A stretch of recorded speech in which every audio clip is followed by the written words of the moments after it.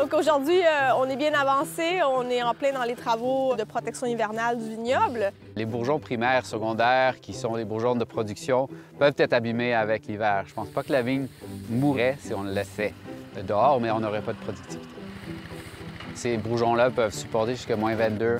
Donc c'est sûr qu'on a du moins 22 chaque hiver. C'est la première étape, en fait, Oui. pour la production de l'année prochaine.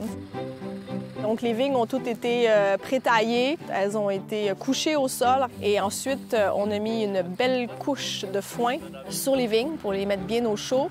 Et ensuite, on continue en mettant une toile géotextile. Tu sais, quand il y a des redoux l'hiver, les gens disent « T'es-tu stressé? » Je dis « Non, regarde, ça va isoler du redoux en même temps que ça isole du froid. » Souvent, les gens ont peur de ça, les fameux redoux qu'on a parfois au mois de janvier. Et là, qu'est-ce qui se passe si la vigne se réveille? Parce que dès que les bourgeons, évidemment, se gonflent, bien là, on parle plus d'une résistance à moins 20. Là, on tombe dans des résistances beaucoup moins importantes.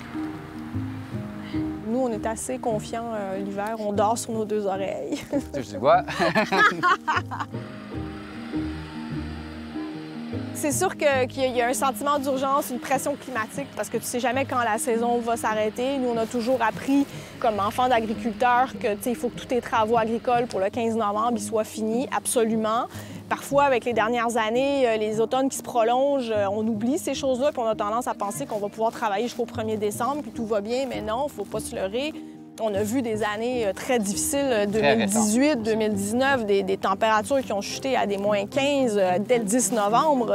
Tu veux pas te faire prendre dans ces scénarios-là. Mais tant que c'est pas fini, la pression est là. Fait ouais, que tu vas autant envers le temps que... Ouais. Puis c'est pour les employés aussi, parce que tu sais que les gens sont inconfortables. Ouais. Fait que plus qu'on peut le faire vite, dans les meilleures conditions, c'est mieux pour nous, c'est mieux pour les gens qui travaillent avec nous.